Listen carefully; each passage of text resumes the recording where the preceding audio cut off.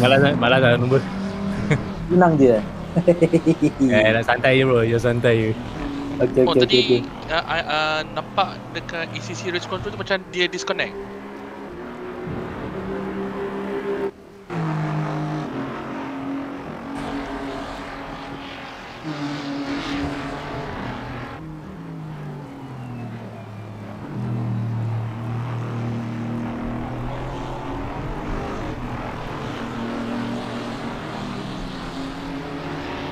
Round 2 of the HSM GT European Tour comes to the home of British motorsport at Silverstone Circuit.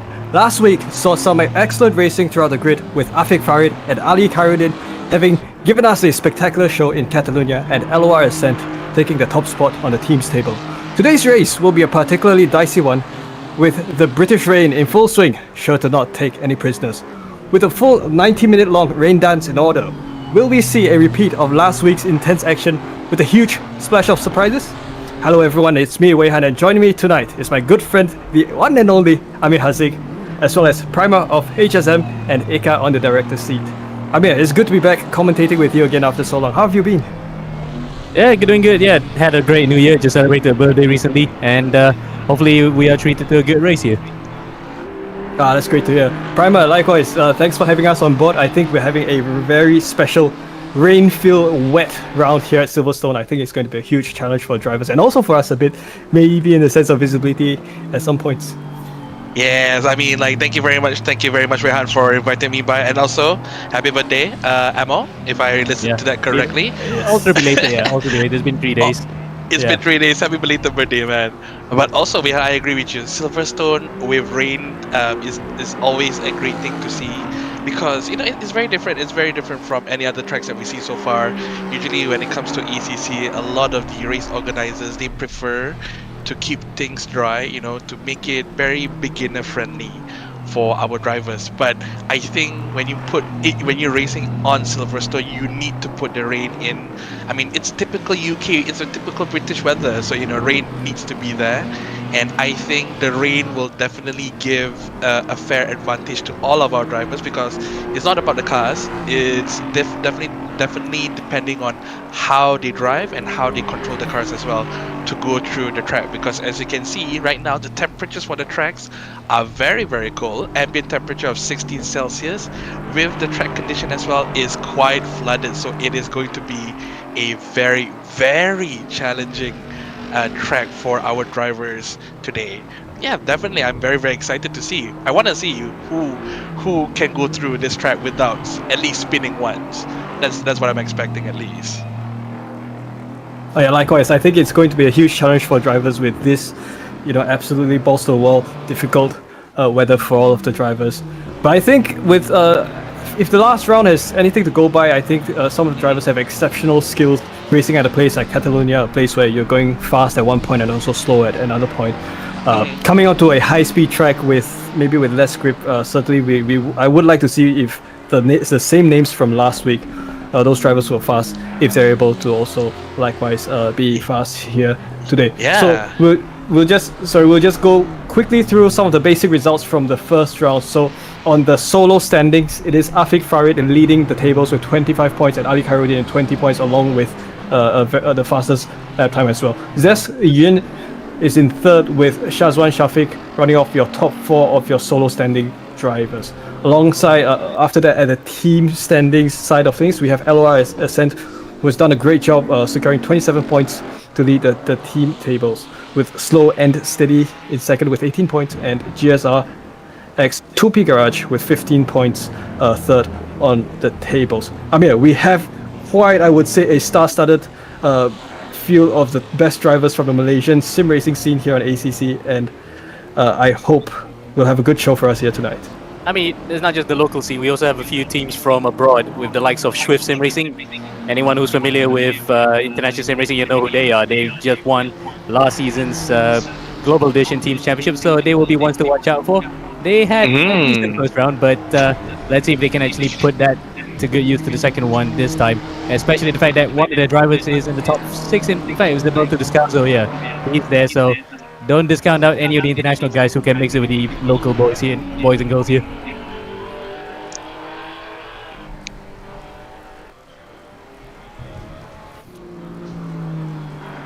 Yeah, so as qualifying is underway, I think many of the drivers have already begun to, or maybe they're about to slowly set down their lap times. So I think with a total of 28 or so drivers on the grid, with only 10 minutes of qualifying to go, I think drivers don't really have that much opportunity to set down their best lap time. They've only, as you see, the Scalzo spinning out wide there. So I would say That is the Scalzo Probably- that I was talking about earlier. That's one of the Filipinos.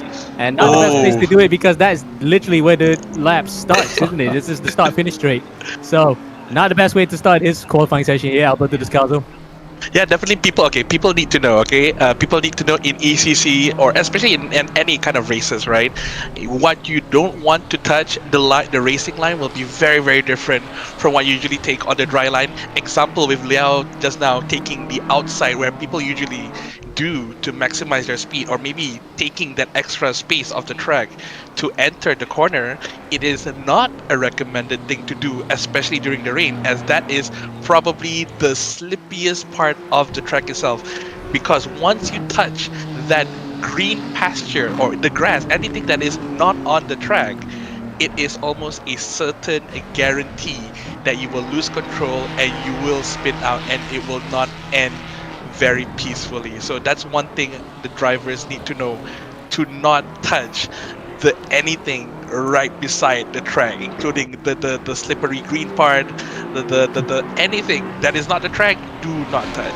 It is an absolute no-no, which also gives a challenge to our drivers to be like, should they touch it, should they not touch it to maximize their their corner entry and things like that. But I have a belief that somebody will touch it and somebody will spin, just like what the Scalzo did just now on the start finish line especially. I think I was just about to say. I'm sorry. Yeah, I think if anything, yesterday, in fact, some of the guys had a test session and already in the wet rain, it was just like a 3-4 lap mini race. But already amongst 5 or 6 of them, I think they've already had multiple instances where they felt it was quite easy to spin out. So certainly remain on the racing surface, avoid the curves, avoid the areas where you don't have as much grip. That's absolutely the best advice that Primer you can give to the drivers. And also areas potentially where water might pool up near the boundary of the curb and the track. That is the worst offender. You don't want to touch this at all. I agree. If I may add one more, right? There are, because I have driven on ECC Silverstone wet, there are parts of the track where hydroplaning can happen. It's almost a certain thing that can happen. So it is also a note to our drivers. They need to remember where are those very strong hydroplaning or very flooded part of the track, in order to not touch it while driving, because if you touch it, it is certainly a game over for them. It's either a crash to the wall or maybe a damaged vehicle because of the wall itself. But currently we're seeing right now, everyone is so far not doing any accidents. We have Taufik right now doing a 226.22, the fastest out of them all, followed by Ryan Lim and Brandon Chong as well, currently in P3. So far, all of them are keeping between the 1 to 3 second gap. Let's see if the drivers can pull off. Let's see anyone can pull off to go back up. Currently, what do you think, Amir? Who do you think might be able to go up in the qualifying sheets right now? Because they have like 35 seconds left before the qualifying ends. But what do you think? Yeah, I think for real though, if I was driving out on track right now, I would just be circling around because you don't want to go back to the pits at this point. It's such a short session, and because it's raining right now, the lap times are elongated much further. So even if you had a slight crash, just try to repair it. Don't try to go back to the pits and reset completely, because then you'll just lose time on track. The precious little time you have left to set a time here. Yes. Okay, Wei Han, if I may ask you, have you driven on a wet track in ACC before, or in any other racing games or league before? Well, I have unfortunately not driven in the wet in ACC, but I have done so in iRacing, and I would tell you that if the similarities are there, driving the wet is a completely different ballgame, because you're constantly you have to mentally escape the whole fastest racing line habit that you would have in a dry circuit.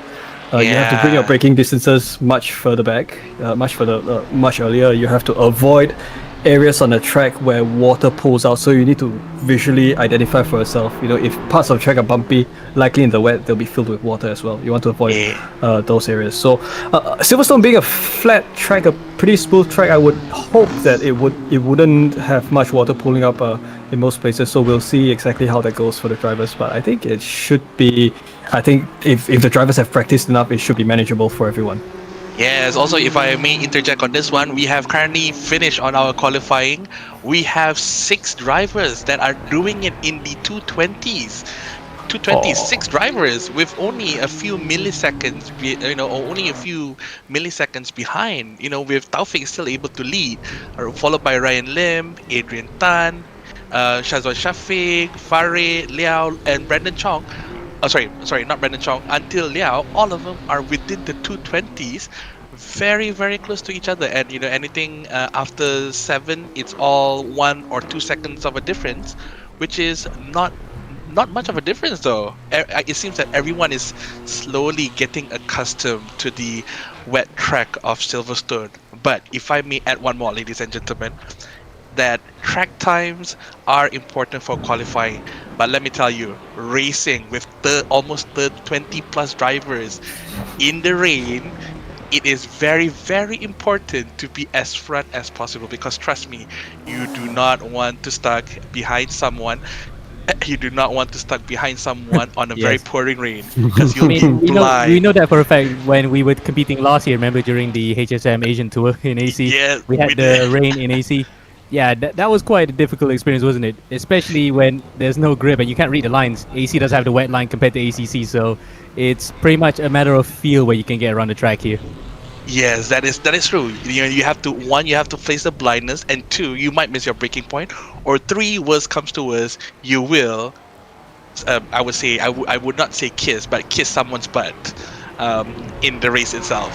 It is highly recommended for the drivers to be as brief as possible, but at the same time as well to keep their distance safe. As now we're waiting for the other drivers to finish their track time and finish our qualifying.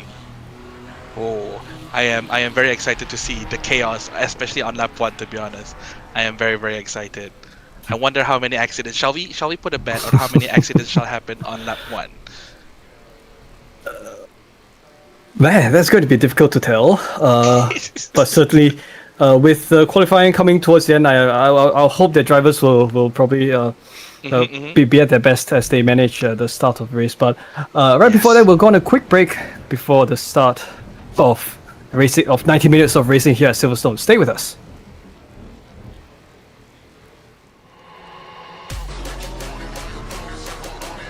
Oh, nice one, guys. Nice one, guys. Yeah, actually, gotta think of it. Since Prime was there, I think it would have been easier just to get Prime on board. Nah, Amo, Weihan, you two stay, okay? Don't leave this on me, okay? You two, okay? Don't leave this on you two, okay? Come on, lah. Just that. Working in threes is a little bit of a tightrope because you have to pass around a lot. Yeah, in English at least yes, it's a bit yes, difficult. yes. Yeah. So maybe we work on a pattern. So maybe Primer, then Amir, then me. Then we go rotate like that. Okay, I would say that seems fair. That seems fair. Okay. Also, what I will do is that I will mention your name. If that Channel, means when I mention the name, that means I'm ending my sentence. Okay, let's do that. Let's secure that. Yeah, that's good because again, you know that we were working. Remember we were doing trees before. Oh yeah. We did. Yeah. That was easy Cool. when we're beside each other, but that's not easy when the other guys. There are 3 guys in separate places. That's why it's difficult to coordinate. All right. Oh, I can't wait. Okay, dah connect.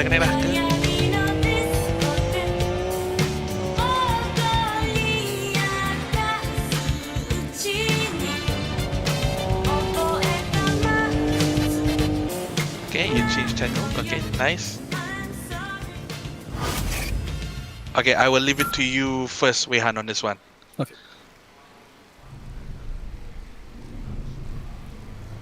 We're back for 90 minutes of racing here at Silverstone Circuit, and already the drivers have populated the grid and are soon to be ready to go racing. So just a quick run through of the starting positions. It seems that we'll have Mohammed Taufik starting from pole with Ryan Lim in second. Tan and Shazwan Shafiq will take a second role in third and fourth. Afiq Farid and I believe Wilson Woon will be in 5th and 6th position. Will begin from 5th and 6th. Brendan Chong and Ali Khairuddin will start from 7th and 8th. Low and Ali will begin from 9th and 10th, and these will round out your top 10 starters of all 28 drivers who have qualified for round 2 here at Silverstone. Amir, nerves are building. 30 seconds to green flag, and I think the drivers have plenty to look forward to. Yeah, but again, this sort of thing that the nerves are going to be rankled even more. That they have to do a long opening lap in here, especially with the wet. Plus, the formation lap is a full lap, so it just actually gives you a sighter. But at the same time, it just builds the tension even more because you don't know what's going to happen when you go through the start finish line to start the race properly. That is correct. And also, the drivers also has to pit during the race itself. So the thing about wet tires is that they kind of degrade slightly faster than the dry slick ones. But the thing is, with the track being so wet, it is a bit hard to know when is your tire actually dying. Provided that ACC does not tell you the health of your tires, it's really up to your own instinct and gut feeling itself to know if your tire is actually dying or not. So strategy would be also a very important aspect of today's race as well, to determine where you'll be placed. Do you want to undercut? Do you want to overcut? Do you really want to push your wet tires to the limit here? Because if you push it too much, it will be very, very much uncontrollable as well. As also the wet weather, with the wet and cool weather, their tires need the proper pressure in order to work correctly, as if one slight miscalculation, you will face a lot of not so grippy on your car for this, for that one. Yep. So back to you, Weihan, on that part. Certainly, yes. We have a good aerial shot of the cars making their way around Silverstone circuit. We're coming through Megan's Becker's section, which usually will be taken full throttle by the Grand Prix Formula 1 cars, but certainly in the rain, and plus these are GT3 cars, these will be definitely full medium low speed corners in the rain. Yes. For these drivers. Along the long chapel backstretch, I think plenty of, I would perhaps expect that later on during the race, this will be one particular key overtaking zone to watch out for here along the Hanger Straight and into Stowe, a slightly off camber right-hander corner for drivers to seal their lap overtaking strategy for each lap. Amir, I like this track quite a lot. I think it's one of the iconic few, and in the rain it makes it even better, and I hope this will be a history piece for HSM as well. I mean, personally, I would prefer it to be dry because you can really enjoy this track to the fullest when you can just push it. But it's a different proposition altogether because the wet air patches, as Primer said earlier, flooded. You just have to know where the puddles are. And luckily, because it is a laser scan circuit, once you get the pattern where those particular puddles are stuck on a certain part of the track, you can learn to avoid it. Or when it dries out a bit, then you can just use that to your advantage. Maybe a wet line or a bit of a dry line, whichever comes first. So that is the uniqueness about ACC circuits, because it's just like, you know, the platforms where there's laser scan, you know where the puddles are and you can avoid them. But in this particular case, you can't push it too much, so you probably just need to be a bit more circumspect when you drive. Yeah, I agree on that one as well. And also, I'm not sure if it's me or maybe just my speculation of things, but the car itself also determines how you would drive. And it really, the way your car drives, especially during the wet, is really, really important as well. Taking from my experience driving a Porsche 911 on Silverstone on the wets, it's good during exits, but during the entry it will be slightly scary since you are really rear engine. You will not feel the grip in the front, but the exit is great. But for mid engines, it's probably a 50-50 for them. It's quite balanced. They wouldn't be too scared. But for front engines, it might work for them during the turn-ins, but might be a bit sleepy on them if they don't set up the traction control properly during the exit. So I would say, even though people say the cars, the BOP in ECC is quite balanced, but engine placement is kind of important here. Really shows their strengths and weakness during the wet. I would like to see how our drivers would utilize this situation, as they are currently almost reaching the start-finish line here right now. I will leave it to you, Weihan, to commemorate the start. Absolutely. So we'll have a front engine and mid-engine car both flanking both sides as they come across the final corner to go towards the start-finish straight to take the green flag. It will be Taufik and Ryan Lim along the outside as they approach the start-finish straight, the main stretch here. So any moment now, cars in the distance, nerves building. Although despite the rain-induced fog there, this green flag for the drivers here, round 2 at Silverstone. Taufik leads the field with Ryan Lim coming close by. A safe start there indeed for the drivers. Taufik leads the field and has quite a great start there indeed with Ryan Lim. Both of them forming quite a huge breakaway from the rest of the field. So already we probably have a 0.2 seconds of a gap for Ryan Lim against the third place drivers all the way down. So absolutely great start by Taufik and Ryan Lim there, first and second at the front end of the field, with the Ferrari of, I believe, the third place driver and the rest of the cars down throughout the field having commemorated a great start race here at Silverstone. So we might have lost the timing tower for a little bit here, Amir. It's going to be a bit difficult to recognize drivers without timing tower, but we'll just go anyway with the racing action, Amir. I mean, we're happy to have a live timing screen on our end, so we know where the drivers are, but I think the viewers at home might not be able to see much, as we can see Calvin Powell. I don't know what happened to him. He probably missed the start completely because he is way at the back in 27th place and really behind. So maybe he missed the start and he had to go for a pit lane start, which means he had to wait for the rest of the field to go by and then he could start his race. So really, that's kind of like the worst feeling in the world to have when you know that you're on the back foot from the beginning. But on the flip side, you can see Taufik and Ryan really work together quite well to just, okay, give each other some space. Let's not go too crazy in the first couple corners because the finish line is not there. The finish line is about 1.5 hours after this. So they try to keep each other's way, and guess what? It worked out big time. But behind them, Jaden Liao actually has caught up a lot. So really, he's got the hammer in quickly, clearing the rest of the field after starting around P5, and I'm mistaken, to be in the top 3. So we got an interesting race on our hands here. Yeah, so far everyone is doing really good so far. No yellow flags as I've known for now, but it seems that everyone is keeping it very, very safe. I think it's kind of proven thing whenever it rains, people tend to drive safer. But this is racing. You need to put a bit of a risk in order to win, or you're gonna be losing up behind. But so far, everyone is keeping their manners in check. Everyone is keeping their cars on track.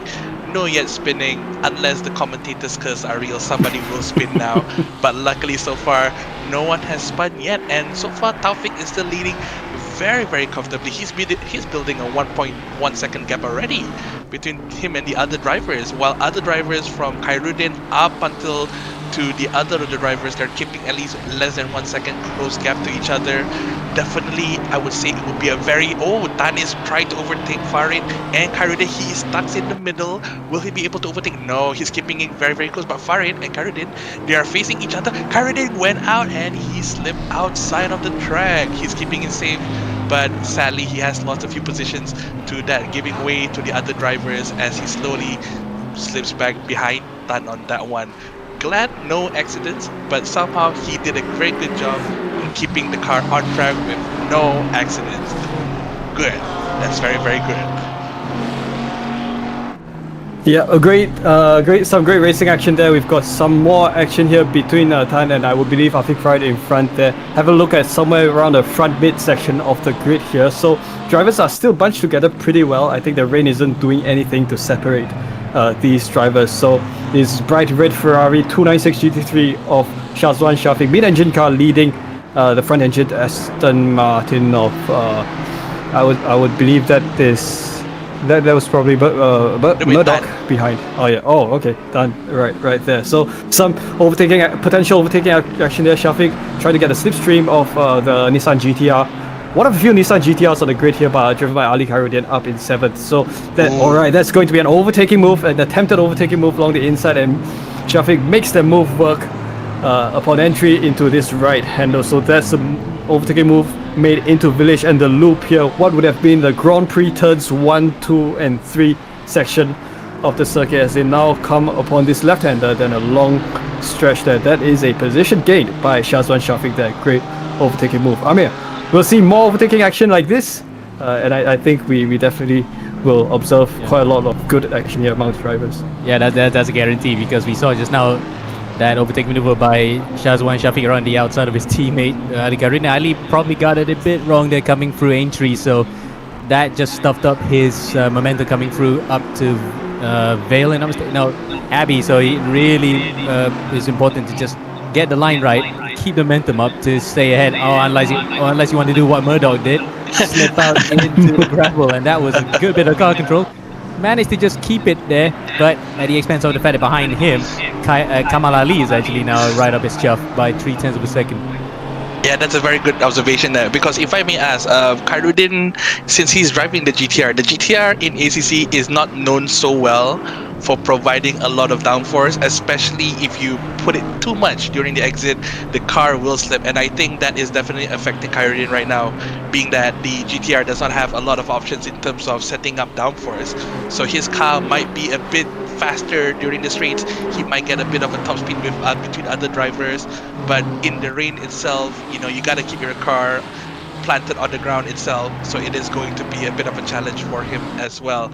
But as you said just now, if you do want to push your car a bit more to the max, do what Murdoch did, basically pushing your car a bit, you will be a bit slippery, you might lose some speed, but in certain cases you might be a bit faster on that. But it's really up to your luck on that one. Or maybe if you push too much, most probably you'll end up on the wall itself.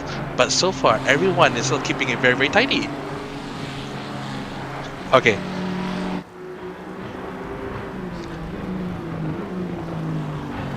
All right. Hey guys, so we will be taking a short while Please do stay tuned and come back around sooner or later.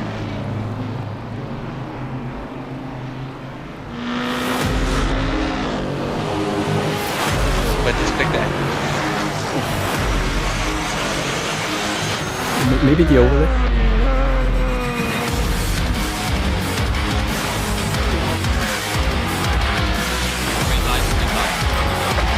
Oh, okay. Oh, nice.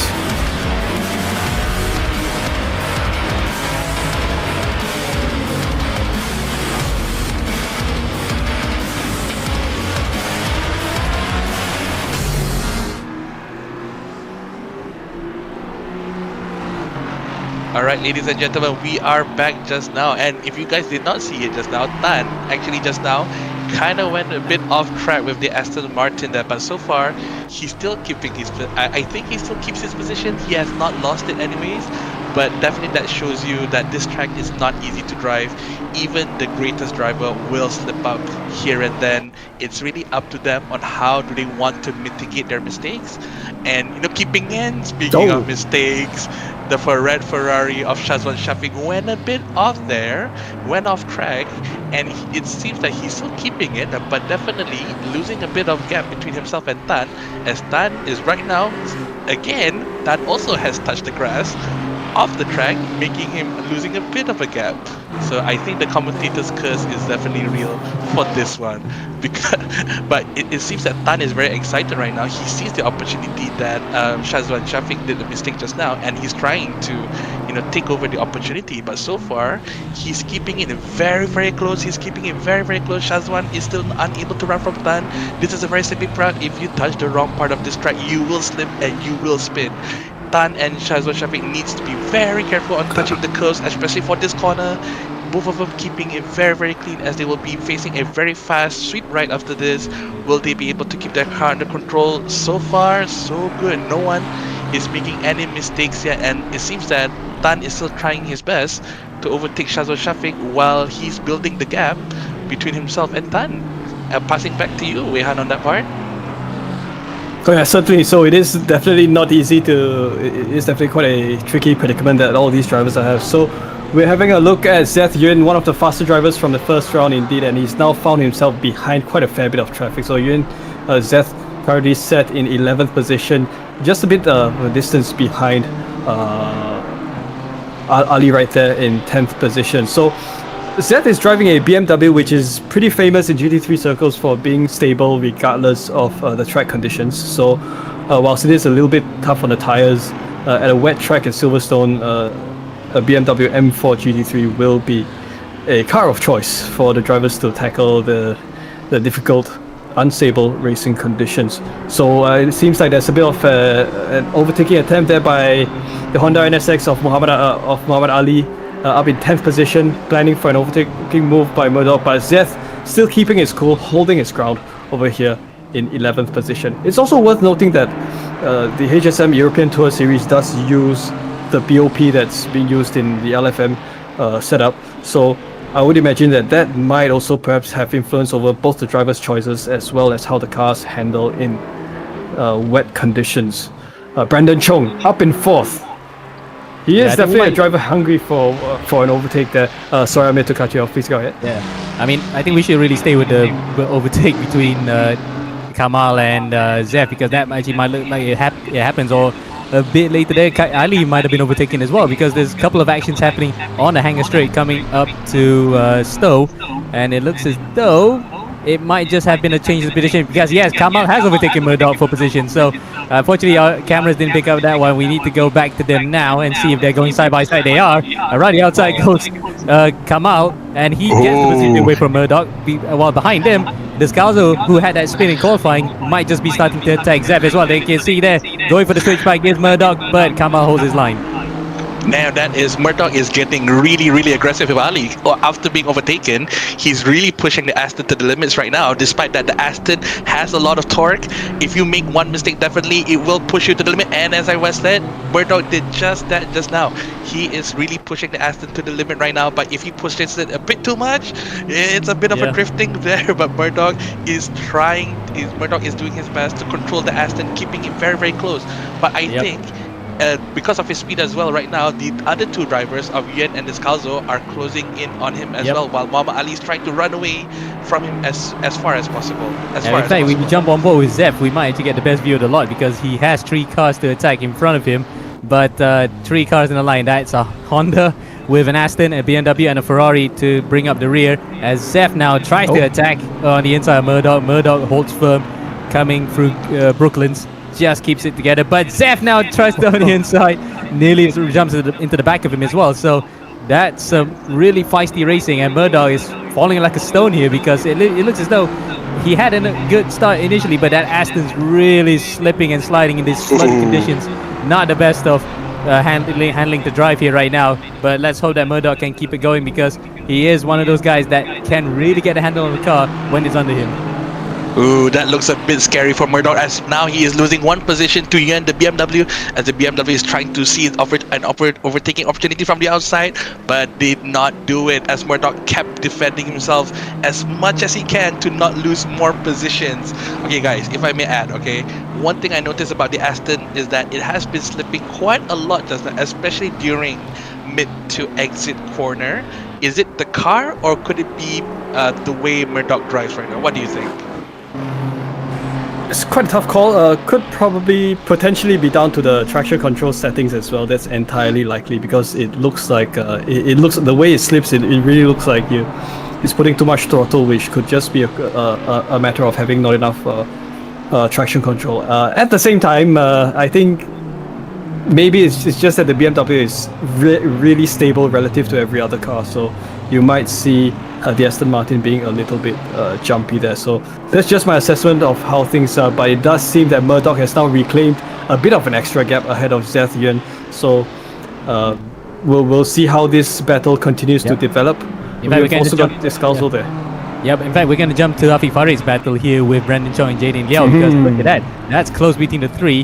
They have actually made a beeline for it. Meanwhile, we've actually lost Shazwan Shafi. He actually jumped into the pits, so I don't know if that was a routine stop or it might have been damaged, but whatever it is, it's very early in this race to pit for wet tyres, especially given the fact that wet tyres can last a bit longer than the dries when the conditions are permissive. So that might have been damage that we did not see. So Shazwan Shafi, one of those guys battling in the sharp end just now, overtaking his teammate Ali Khairuddin, has dropped all the way to 19th overall, but he will not be fretting too much, because he'll know that for the other drivers, they might be thinking of doing a stop as well sometime later.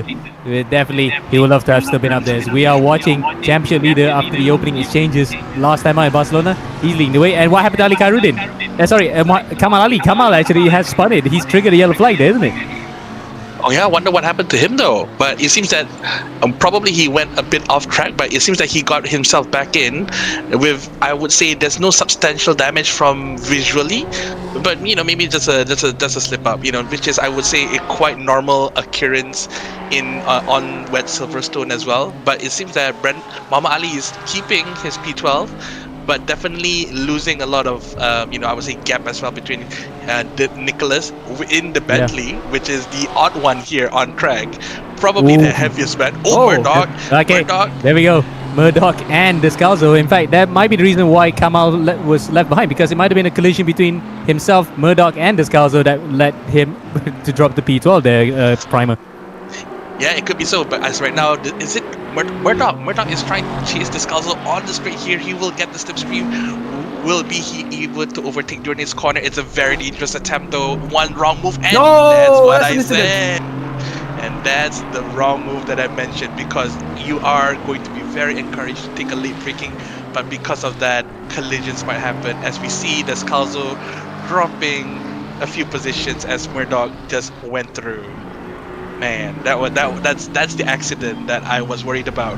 If they're going to be battling on the straights there just now, that's the scary part. That's the scary part of it. Losing a couple of drivers from this altercation here. We've lost Kamal Ali and we've lost Descalzo, both of them. Unfortunate outcome there. As a result of racing in the rain, it does happen time to time. But we're now back with Afiq Farid, who's trying to go for an overtaking move with I believe Tan in 5th position, so both drivers are now pretty close with each other. Less than 0.5 of a second separate both drivers, and if Afiq's performance from round 1 was anything to go by, he was miles ahead of the rest of the field. We'll see if he's able to exercise some telepathy and flash the car in front of him to perhaps force a mistake or something.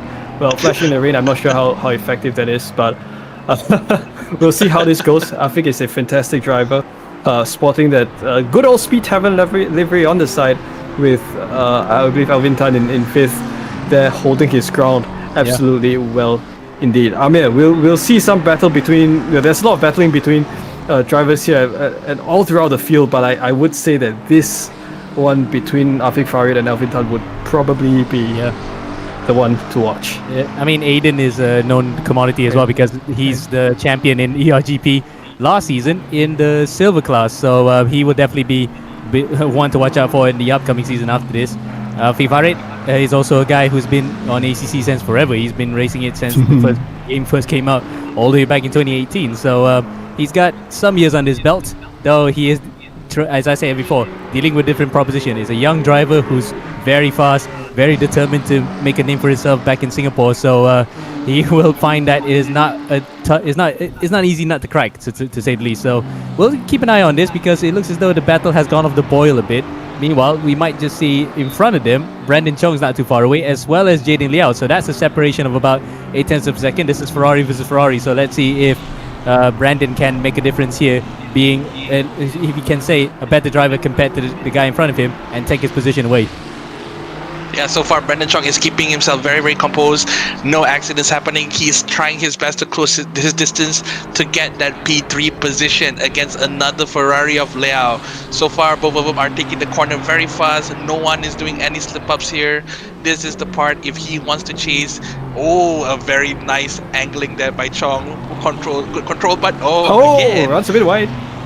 Again, commentator's curse, where Chong seems to either misses his braking point, or probably the car just won't stop, and causing him to lose a bit of a gap, advantageous gap between himself and the P3 position. And now he has to climb back up, but at the same time as well, Tan is right behind him. He's closing in with the Aston against the Ferrari. Not the Aston. It is the Aston going through the Ferrari. Going through the final part of the track itself. So far, Tan is keeping himself very, very close to Chong. Definitely, Brandon Chong will definitely feel the pressure from Tan back there. But Tan will also be facing a difficulty, which is the water spraying onto his camera will definitely giving him a bit of a difficulty on where to overtake or when should he brake. So Tan as well has to be very, very careful on picking where should he overtake. And also now it seems that Murdoch and Claudius Hidalgo right now is having a drive-through penalty, most probably due to track limits, most probably. Back to you, Vihat.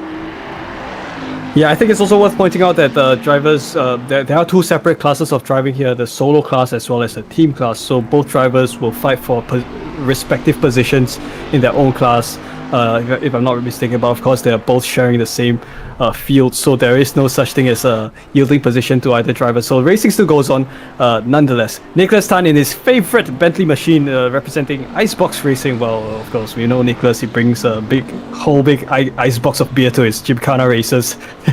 Well, of course, this over here in Silverstone, it is quite an icebox effect as well, with 16-degree air temperature in the rain here at Silverstone. So that should benefit some of the cars in terms of air temps, but not track temps for the tires. So yeah, just a funny point to point out. We're back with Aiden Tan in his beautifully presented blue Aston Martin there. He's trying to put down quite a lot of pressure on Brendan Chong in 4th position. So we'll see if Aiden Tan is able to perhaps avoid the stress that comes with being seated behind the water splash from Chong's car up in 4th position. Aiden going very close indeed. Brendan Chong there trying as much as possible to find an ideal line, but Aiden Tan there tries to go for an overtaking move, almost touched side by side there as they go through the village and the loop. Over to Aintree now and on to Wellington Straight. It is a drag race almost. I think Tan might have the line and pace advantage. Brendan Chong goes out wide and Aiden Tan makes the move up to 4th position and makes that stick.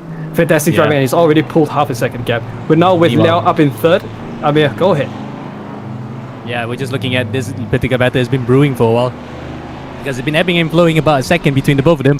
But it looks as though Jaden is now as close as he is ever to the back of Ryan Lim. But mistake there coming out of Priory on the way to the start-finish straight has actually cost him a bit. So it's gone off the ball a bit. Again, we saw it ebbing and flowing for such a while. We thought it was going to be a bit of a close battle, but unfortunately that particular slip up from Jaden has allowed Ryan to eke out a bit of advantage, even though that previous lap, I think Jaden was just a bit faster than Ryan, but because he just took a wrong line, it actually hurts his momentum coming to the next lap. Yeah, if I may say as well, just now, if I'm looking at the sheet right now, it seems that Brandon Chong has fallen 2 places right now, from 4th and dropping to 6th. Most probably he either slipped up and moved out of track, losing a lot of speed, losing those 2 positions. But at the same time as well, if we move to Nicholas Tan Wei Lun with the Bentley right now, he is keeping a very close distance with Descalzo right now as well, in the ever so alone Bentley here, with a 0.5 second gap between himself and Descalzo so far, keeping it very, very nice and tidy. Imagine this picture, people, a Bentley versus a Ferrari. That's not something that you can hear every day. Being the Bentley right now is in its home course, so Nicholas Tan definitely is carrying the pride of the UK pride here onto Silverstone as well. But it seems that for the straights, the Bentley is losing a bit, but during the corner it is managing to maybe close up again, most probably maybe due to its big size, slightly heavier, making it a bit more stable. But the Ferrari right now is trying its best to run away, but so far Nicholas Tan is keeping it very, very close. A bit of a late braking there, missing his braking point and losing a bit of gap, as now the gap is building up to 1 second. Okay, that's a bit scary by Nicholas Tan. He almost slipped up there, but good job on Nicholas Tan for not crashing out on that part. Back to you, Ihan. So I'm just doing some quick search on some statistics of the cars, and it is you will be surprised at the weight difference between the cars like the Bentley and the Nissan GTR compared to the 296 GT3. It's actually not a lot. So there's just a difference of less than 50 kilograms between the front engine big beast against the Ferraris and perhaps the McLarens. So I think that's quite surprising, because we would expect that those heavy torque heavy machines would bring the car some straight line speed advantages at a place like Silverstone, but it is surprising that cars like the Bentley can in fact perform well in the corners. We'll see how that turns out perhaps 2 rounds later in Monza. That's where we'll see if the Bentley and Nissan GTR will be able to make full use of the powerful engines. But in the meantime, Brandon Chong continues to sit down in 6th behind Afik Farid. I think an unfortunate loss of positions there, but Brendan still fights strong. Amir. Yeah, in fact, that couple of laps for Brendan has not been the best because we saw him earlier when he was overtaken by Aiden Tan. He went off wide, and then sometime later, out of our sights, we did see our feet make a position on him as well. So, consecutive mistakes in consecutive laps for Brandon has probably shaken his confidence a bit, but won't be too much because he can console the fact that he is still within earshot of a podium. So, about 5 seconds in it between himself and Jaden holding a station right now. And if he plays his cards right, strategy-wise, he might just be able to catch up, or he can still maintain the pace here because it looks as though it's not too bad. He is among the fastest guys at the front with the best lap so far, 221 flat, compared to Taufik's 220.3. So it's not too far apart, especially with the conditions in order. Though he has to forget what happened a couple laps earlier. Now he just needs to get locked in again and try to string together some laps here to just keep the pressure up on the guys in front. Yeah, that is true. So far, everyone is keeping a very, very safe distance. No one is within overtaking distance yet. And again, I spoke too soon. It seems that someone just... Okay, I think I need to stop talking sometimes because apparently whenever I talk, an accident happen out of nowhere because someone apparently just now crashed in front of Brendan Chong and Farid, and I'm not sure who, but someone did. Someone spun off track. It's the driver of Pau and Rodriguez, apparently. Yeah, highly likely that might have been Rodriguez because it looked like a Ferrari, or it could have been Joshua Chin, but I don't think that was Joshua because it didn't look like a Pantera livery to me. So it might have been somebody else back there that kind of spun. But what if it is? Rodriguez and Pau have gotten going again. In fact, it might have been Joshua because he is further behind than anybody else in that particular group. What if it is? Let's hope they can just recover safely and not get any accident because that would be the last thing that somebody drivers want to be collateral to someone else's incident. Yeah, because just now I saw when you were speaking, someone was spinning on the start-finish line.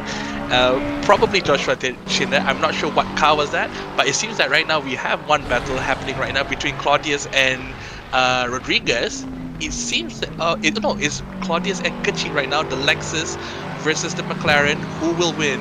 British V8 or Japanese V8. We'll see about that right now, as Claudius is keeping himself very, very close with the McLaren in front, going through the one left and one right. Will Claudius be able to keep up his speed and catch with the McLaren, or will the McLaren make a mistake and just spin away, as both of them taking this very fast right-hander, keeping him very close. Claudius taking the outside on the line a bit slightly, but keeping the car very controlled, keeping it very close, taking this slipstream, but keeping a safe distance. And I'm saying that a bit too early, as Claudius has overtaken Kachi, as Kachi went a bit wide on that corner there. Great job by Claudius on seeing that opportunity and taking it for himself. Back to you, Ehan. Well, that was a difficult overtaking move to make. Abbey is definitely one of the corners where you risk running wide, and unfortunately that's what happened to the other car that had been overtaken. We're back with the race leader, Taufik, the legendary Taufik. We all love him. He's in his bright blue Ferrari. Of course, he's put in a lot of hours, just as every other driver here has, in practicing and preparing for the rain, racing in the rain, and Taufik leads the rest of the field with an amazing 5.5 seconds advantage ahead of everyone else. And in fact, Taufik has even come to the point of lapping cars 28 minutes into the race. So of course, we come towards the 1/3 point of the race. Positions have kind of shuffled quite a fair bit. Taufik up front, I can't remember exactly where Taufik finished in round 1, but this is certainly fantastic performance by Taufik indeed. Completely would not have predicted this, and he still holds a very commanding lead ahead of Brian Lim there. There must be something related to his setup that he's running in this Ferrari. He's doing something right, definitely. That's true. If I mean, sorry to intrude you on that one, it seems that Gonzalez right now is fighting with someone. Can we go to the battle there? Gonzalez in the Ferrari is chasing Nicholas Tan Wei Leun in the Bentley. It is Ferrari versus the UK. Gonzalez definitely has the speed advantage here and probably a bit more balance than the Bentley. But the Bentley is also facing another driver in front of him and keeping it very close. Breaking a bit too early. Gonzalez is keeping it very close. It seems that Nicholas was blocked by a back marker just now, and it seems that Gonzalez is also impeded by the back marker, as now they're keeping a very safe distance there, as Gonzalez is now trying to get back the gap that he deserves, as now the gap is building back to 1 second as they're going back to the start finish line. Will Gonzalez be able to catch up? It seems that the gap now is being back to 1 second, and Nicholas will need to do his best to run away as soon as possible. But it seems that Gonzalez is doing really well on the corners there, as he's already shortened the gap to less than 1 second already between himself and Nicholas. Will anything happen? We'll have to see. We'll have to keep ourselves glued to the screen for a while, as Gonzalez is trying his best to keep himself glued to Nicholas Tan. Nicholas Tan needs to run as soon as possible right now in order to keep his very comfortable P10 position. Or will Nick Gonzalez overtake him? We'll have to see that later. Back to you guys. Yeah, brilliant stuff indeed. I think certainly the rain is definitely starting to, I guess, rear its a bit ugly head, because we've seen certain drivers falling victim to the effects of the rain dance, but a lot of other drivers also holding strong indeed. Gonzalez continues to hold his ground in 11th position in that. Is that a Petronas livery? I think that looks to be a Petronas livery. Oh, coming upon lap traffic. Yeah, and Nino Gonzalez, part of Swift Sim Racing, of course, that particular squad from the Philippines. We did mention earlier about the whole international affair. Well, we got some Filipinos here showing the way as well. Descalzo is in the top 10 in P9 right now. Nino Gonzalez just outside of that overall, waiting to see if there's any other drivers outside of Malaysia looking to do well. But for the time being, we're watching Nino a second behind Nicholas Tan, so that's a battle for the fringes of the top 10 there for points as well. Yeah, it seems that right now Nicholas Tan is doing his utmost best on keeping Gonzalez in bay there, because it's been 2 laps, I think, and Gonzalez is still unable to close the gap between himself and Gonzalez hasn't been able to close the gap between himself and Nicholas Tan. But it seems that I may have spoken too soon, as right now Gonzalez is keeping it to a 0.6 second. Oh, he's so much fun. He looked like he was spinning earlier. Oh, he looked like he was my actually going to spin outside of a camera, but he's completely dropped it. Oh, and that is Nicholas Tan losing his position due to a spin just now, and now he has given the position to Descalzo, to Gonzalez, to get that comfortable P10, as he dropped probably one. Yeah, he has dropped 1 positions. He's keeping the car good. He has dropped 1 place, which is good, but definitely lost the battle between him and probably the pressure. I would say probably the pressure put by Gonzalez just now has taken effect to Nicholas Tan, that maybe caused him to lose control of his car and losing the position. But a very good drive as well by both drivers. Now, as Nicholas Tan is trying to get back his position by overtaking the back markers as soon as possible to re-engage with Gonzalez. But it seems that it's going to take some time for Nicholas to do so. But any other than that, is from the timing chart, it seems that everyone is keeping a very safe distance between each other. No major battles yet, and it seems like a very normal UK rainy day, cup of tea kind of situation. Yeah, it absolutely is. And we're now with Ryan Lim, who we haven't exactly seen much of on air screen time. But Ryan is quietly having his own, doing very well indeed, up at the pointy end of the field. So Ryan, one of our fast drivers, also on the grid. He's also had a fantastic time practicing in the rain yesterday with some of the other drivers. Ryan sits, I would imagine, 3 seconds ahead of the Ferrari of Jaden Liao. So definitely good job there by Ryan to continue holding his position and holding whatever competitive advantage he has ahead of the rest of the field. So Ryan's job is now to try to close this gap as much as possible and try to get as close as possible to Taufik to perhaps have an opportunity at going for the race lead. So of course, with less than an hour left to go in racing, there's still plenty of time for drivers to make whatever moves they want to make.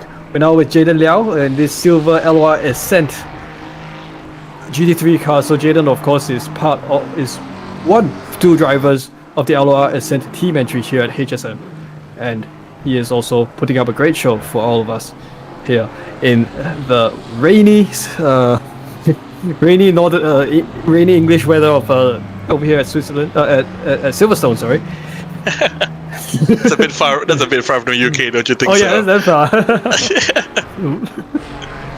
But it seems that so it's sorry to interject on that one, but it seems that the GTR of Khairuddin is doing a pit stop now not sure what is he changing. It could be he's trying to fix damage, or it could be a tire change. But it seems that from the long pit stop sign there, I would assume that he is doing a tire and probably a fuel top up as well on his car, as now he's keeping himself at P12, P13 for now. But yeah, back to you, Amir. Yeah, I mean, did see earlier why he was in the pit lane, but that might just be a scheduled pit stop. So, yeah, he's just trying to get a bit of an undercut here from the rest of the leaders. So let's see what Ali has in store later on, because he's got about 55 minutes left to go after this. Meanwhile, we're looking at Aiden Tan, fastest lap of the race, 2:20.0. So he is showing that he has the pace on the rest of the field. One of among 5 drivers to be in the 220s. He is the fastest of the lot, 220 flat. Next up will be Jaden Liao with a 220.2, and then tied there is Ryan Lim and Taufik with 20.3, and then 20.4 for Afiq. So top 5 then, showing that they are leading the way because of the sheer pace they have, but at the expense of the fact that it is a bit spread out at the moment.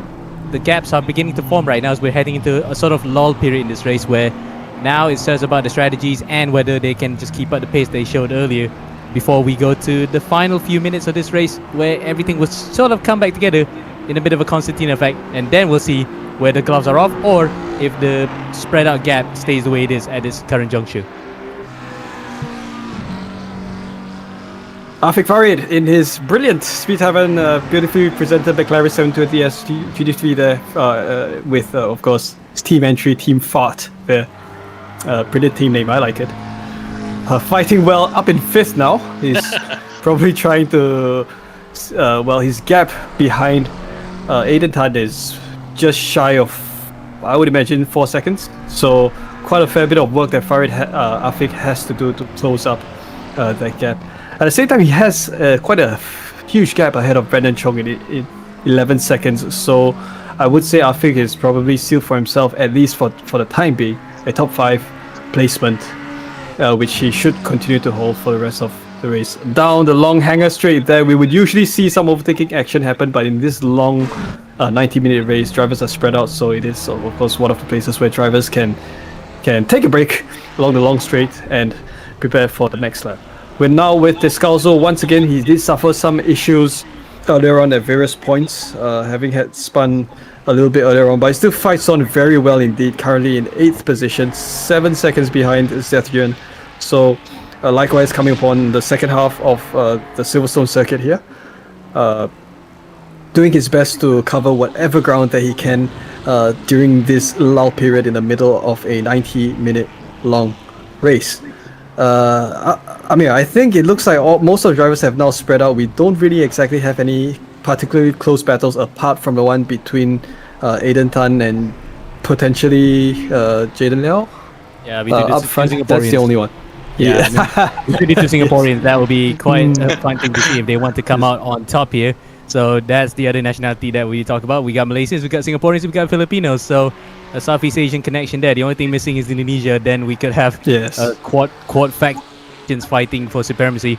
But the thing is, Aiden and Jaden, yeah, they didn't see much of each other in ERGP, that's for sure, because Aiden was up in front in the AM class, whereas Jaden had flashes of brilliance here and there in his class. It's just that he couldn't just crack it. But now, because these guys are battling each other almost in a straight fight, this will be a good way to see and measure up each other for the upcoming season that's going to come after this, along with the rest of the other calendar for HSM coming soon. Yeah, I'm actually quite surprised on the Porsche right now, as we're on Eason Lau's Porsche 911, probably one of the best-looking GT3s out there. The thing that kind of surprises me is because the GT3 is rear-engined. The 911 is the Porsche is definitely rear-engined. It should have a better exit or probably slight advantage in the rain. But it seems that right now he's keeping himself at P11, slow. Decreasing the gap between himself and Nicholas Tan. It seems that Nicholas Tan is getting back his P10, which is very, very good. But he is gonna face challenge from Eason Lau after this. But with a 2-second gap, Eason Lau has to catch up a bit. to Nicholas Tan. Will he be able to? So we'll have to check out after this. But like, yeah, like what you said, Rehan, I think right now everyone is kind of calmed down between each other. I would say everyone should be on their top form right now since there's no car in front of them, so there's less spray and they can focus on their driving as well. As now we can see Lone Ginger doing a pit stop in the McLaren right now, staying in P21 in the number 33 McLaren. Kind of interesting as well. But so far, everyone is keeping themselves very, very safe. No hoo-has happening. Or for now, I think everyone is keeping themselves quite balanced. No crazy topsy-turvy things to happen. So far, it's quite nice. Yes, back to you, Rehan. Yeah, so this is Sherman in the KCMG Nissan GTR GT3. Of course, KCMG in real life is Hong Kong racing outfit. They're active in GT racing. They were active in Le Mans racing, as well as, in fact, they had a presence in the NASCAR Xfinity Series as well. KCMG racing in real life. Certainly one of the successful teams from Asia. So if we're just having a look at the different car options that the drivers have taken here, we only have one Porsche in the field. Now, the Porsche is not an easy car to drive. It is a car that, well, the engine is at the rear end, so you need to be able to master the car in order to get the most out of the abilities of this car. So it is quite temperamental. You know, you don't expect that from a German car, but, well, it is. So the engineers have done everything to stabilize the car as much as possible, maybe widening the front end a little bit. But it is still inherently an unstable car, and in the rain, it is not to the advantage of the driver. So situations where drivers may benefit from Porsche is if, let's say, you have to panic brake, you have to brake late, you can rescue the car to get the car pointed in the right direction. But it is not a car that will be kind to you if you decide to abuse it. Ethan Lowe doing a fantastic job keeping the Petronas liveried Porsche 911 running strongly here at Silverstone. And in fact, he's perhaps he'll hopefully try to close this gap with the big boat Bentley of Nicholas Tan in P10. Oh, and now we're seeing Kachi is fighting against Claudius. Okay, I will pass this to you, Amir. Go for it. Yeah, I was just talking about Ethan Lowe, but this is Kachi up against Claudius Wigga Dog. Wigabong actually. Wigadoo? I can't really get his name. Wigadoo, yeah, Claudius Wigadoo. So that's how you get it. But it looks as though I think Kachi is just probably lining him up right now, whereas Claudius just goes a bit wide coming up to Vale, and it looks as though he just managed to recover that. In fact, he manages to still pull away somehow. So this battle is just, again, those instances of ebbing and flowing. Yeah, so far Kachi is keeping himself a distance to Claudius. So far, the Lexus definitely has the straight line power, but Kachi in the mid-engine McLaren still keeping it very, very planted, as we see Claudius just now kind of slips up here, bearded there, probably feeling the pressure already from Kachi. All Kachi has to do now is stay behind Claudius as long as possible, keeping him pressured as we're approaching the last section of the track itself. This is where Kachi can really put the hammer down and push Claudius to make a mistake. And Claudius as well right now will need to focus and try not to be pressured by Kachi, because as we notice, a lot of the drivers just now made a lot of mistakes, especially during this part, as they tried to brake as late as possible. And as I said it just now, and just you said mistake, Primer. There it is. That's Kachi running into the back of Claudius with that donk, and he's just lucky to get away with just a collision, because if Claudius just spun it in front of him, that will be an easy slam-down penalty. In fact, straight away goes into the pit lane to repair a bit of damage, and on top of the fact that it is a scheduled start, so he wants to minimize time loss by not going around the track again. And speaking of time loss, Murdoch is going to lose even more time after this, because he's gotten yet another drive-through penalty. Oh no, that's another penalty from Murdoch there. Kind of sad though, but yeah, like I said just now, it seems that everyone in this race tonight sees the straight at the last section of the track as an overtaking opportunity, and you know, some of them might have overestimated that a bit, and hence a lot of mistakes and a lot of accidents has happened, as we've seen between Kachi and Claudius just now. Luckily, no major accident happened, but it does seem that Kachi has to pit to fix the car as soon as possible, because if you do drive a car with a low aero here, especially because of your, I would say, damages, the car will be very, very intolerable to drive, especially in the rain as well. You're going to be very mentally tired just by, wrestling the car as well. So it's a good move there by Kachit to pit as early as possible to fix the car, but it will cost him some positions and time as well, as he's now giving Claudio, I would say, a breather to race through. As now we are watching it done right now, driving in the Aston, very, very comfortable, as he's building a 1.3 second gap between himself and Liao for P3. He's still keeping it, trying his best to keep it as close as possible. Okay, back to you, Rehan. Well, let's see what Aiden can cook. He's now in fourth position. He's held fourth position for quite some time now. He's made, he has more than 7 seconds of a lead ahead of Afiq Farid there. So he's definitely done a great job to put himself up in fourth, a secure fourth position indeed. So we'll see. Oh, that's Jaden now. Has gone a little bit slidey there along. I think that's probably left field. Quite a tricky section here at Silverstone circuit. It's easy to misjudge your entry and exit because the corner apex is just so long. Onto Woodcut here, potential place for setting up overtaking moves. Full throttle here, braking into cops. One of the other, perhaps slightly off camber right-hander corners here. If you go out wide here, it's not a good thing. Setting up for one of the fastest sections of Silverstone circuit here, along to Maggots and Beckett's. Aiden will come upon some traffic in front. There's some lap traffic that seems to be impeding Jaden Liao somewhere in front, and I'll see how Aiden manages to handle this lap traffic. Well, does so pretty well indeed. Aiden continues in fourth position up here. Yeah, not too much to report in terms of histrionics. It's just the typical moment where you come onto traffic and in opportune moments, but looks as though nothing much happening in terms of drama. But it looks as though if we could just jump on board with Aiden to see how close he is relative to where Jaden is in front of him. 9/10 of a second, that's not far away. So Jaden might have actually been bogged a bit by that traffic earlier.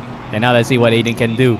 About 7/10 of a second as they come through the chicane section and pass the Grand Prix straight, but this is not where they end the lap. They end the lap much later, but through Club and onto the Sir Lewis Hamilton straight. Still about 8/10 of a second, so Jaden now might be feeling a bit of pressure here from Aiden Tan. Oh, definitely. If I were to be Jason, I would be very, very pressured right now, because as Adrian Tan, he has the fastest lap, and he's keeping the momentum as much as he can right now, and he is keeping it very, very close between himself and the Ferrari in front. And so far, it's up to Liao to not make any mistakes. As I said just now, we're back to the infamous straight where a lot of people make their mistakes here, most probably due to pressure. It's really the driver has to not look at the rearview mirror and just drive as it is.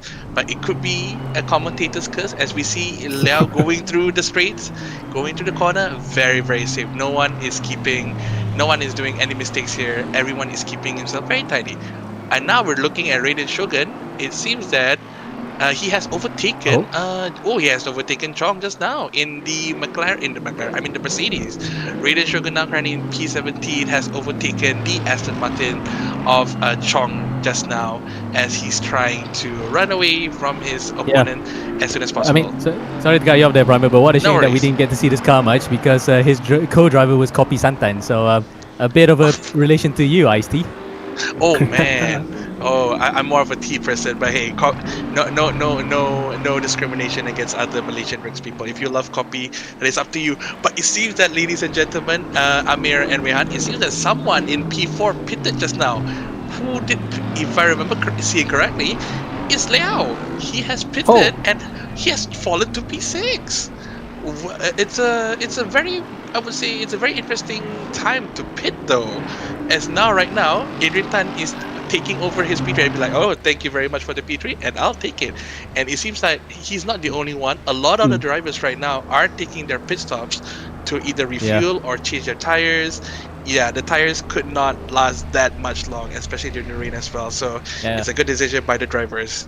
In fact, it's more like a halfway point, because we did start at 1.5 hours. So this is past 45 minutes. It's close enough to the halfway point, just a bit over. So the tires I think the drivers are more worried about the tread being wear than just the actual tire life expectancy.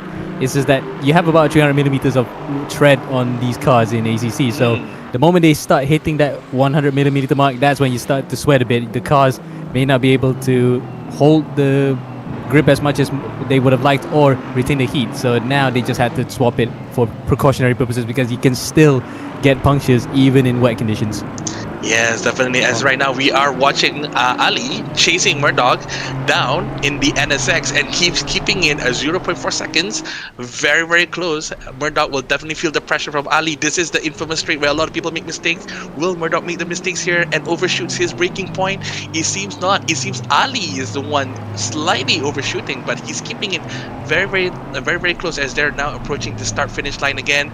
This is where Murdoch can really run with the power of the Aston. But Ali has to catch up as soon as possible. Murdoch keeping the car very tidy, very nice. Ali is trying his best to catch up to Murdoch as they will. That's impact. Oh, that's Ryan Lim. That's second place. Ryan Lim is going to crash into the path of Kamal Ali, and mercifully, somehow everyone avoided him. Wow, that is a very dangerous predicament. But good job to Murdoch and Ali for running away from the said accident. But yeah, that was a crazy crash just now. But yeah, good job to those two drivers. That was really shocking, ladies and gentlemen. That was really shocking, gentlemen. Man, that's an end to Ryan Lim. And Murdoch went off as well. Oh, you can see the Murdoch's yes. behind Kamal. It looks as though he was actually overtaken, but in actuality he went off the track and let Kamal through. So two things happening in one go there, but Murdoch once again falling afoul to these conditions. Yes, it seems that Murdoch does have a bit of difficulty in racing in wet tracks, as he's showing a bit of up and down here.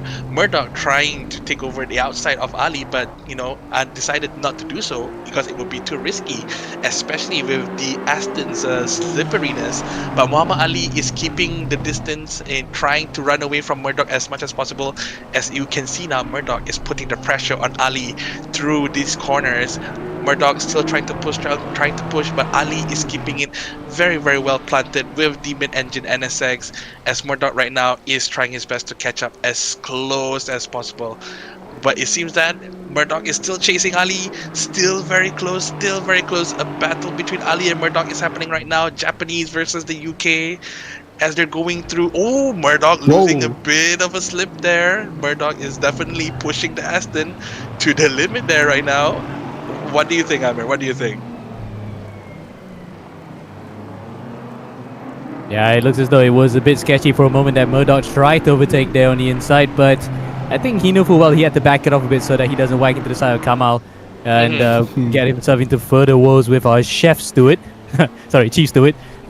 here, Cameron James, where he definitely will be keeping an eye on a lot of the penalties that happen around the track. Certainly 1.5 hours of racing, you can see the votes pile up right after this, but it looks as though this battle has adjourned for now, so we might just need to jump back up to where Aiden Tan is, because he's only about 0.4 of a second behind another Singaporean, and it's Wilson Woon. In fact, Wilson has managed to jump Aiden on this one after the round of pit stop, so Wilson has actually taken over from Jaden Liao here. Now the battle is on between Aiden and Wilson, with Aiden now driving pretty much the whole way solo and is in tune the race, whereas Wilson, he's probably just trying to dip his toes into the conditions and feel for it, as opposed to having been accustomed to it. Yeah, it seems that right now Aiden Tan is keeping himself very close. He's building the gap. He's closing the gap. Aiden Tan is pushing it to 0.3 seconds. Okay, let's see. He's taking the slippery part, but he's keeping it in control. No slippery. Good job by Aiden Tan there. As they're reaching the straights on the last section, will Aiden Tan use this opportunity to overtake Woon there? No, it seems that not. So Tan is keeping himself safe between himself and Woon. Probably he will take over the straights. Let's see. Will Aiden Tan be able to use this opportunity to use the Aston's power as much as possible to overtake the Ferrari, as now they're keeping it a very close gap of half a second between each other. Woon and Tan keeping it very clean on the start finish line as they're approaching turn 1. What will happen to Tan or Woon here? Keeping it very close. The battle is still on between these two drivers right now, and it seems that someone just out of the pit. Good, nothing happened yet, but it seems that Tan is keeping it very close. Probably Woon was affected by someone exiting the pit just now. Yeah, that looks Well, like Azrina Arifin. Possibly. She's out of the pit. So the school teacher, who's also a double decker sim racing driver, she's not doing too bad herself. Actually, not last in the field and in the top 22, top 25. So we can see her name right up to the right in front of Sherman Sang here. So at least she's kept out of trouble and keeping herself safe. As meanwhile, Aiden now half a second behind. In fact, less than half a second as well. Coming up to Stowe. Can he make the move? Take our camera. Couldn't pan soon enough. But no, Wilson still holds firm. yes, it seems that Wilson is keeping Tan at bay here. You know, try not to give him any overtaking opportunity. Ooh, it seems Oh. that Tan touched a bit of the track outside and has slipped and losing a bit of speed. But he is good. He kept the car on track. No incidents happening, but that will cost him some time as he now needs to build that speed back up and get back that position away and try to close the gap. So far, everyone is keeping it very, very heated. Tan now pushing the Aston again to its absolute limits, trying to close back the gap between himself and Woon in the Ferrari in front. But so far, it seems that we're watching. A lot of people are taking their pits right now, actually, with Adam Far. Oh, it seems that Taufik also has taken the pits right now. And Farid will probably be taking over that P1 position from him for a while right now. So we'll see. Well, right now we're coming towards the pit stop sessions now. So within these couple of minutes, these 10-15 minute block positions will be jumbled out quite a fair bit. What we Yeah. want to see is after 5 minutes or maybe or 5 minutes or so from now, we'll see if the positions revert to the original, or if any of the drivers have managed to do an undercut and pitted, those drivers who have pitted much earlier on, if they've in fact climbed positions as a result of all of these pit maneuvers. So Afik Farid temporarily leading the race. I'm not sure if Afik has pitted yet. Perhaps not. So. Yeah, not yet. So we'll probably evaluate later on to see if Taufik, if once Afik enters the pit, if Taufik will retake the race lead. That's most probably going to happen. Ryan Lim currently in the pits as well, after a bit of a shunt, a couple of laps earlier on, but still fighting strong up in third position. So we have a look at some of the other drivers. Or rather, we're still Afik Farid now. We're now down with Aiden Tan. Top speed run down the hangar straight as usual, certainly. Of course, some position changes as Ryan Lim continues to sit in the pits, or rather just exited the pits.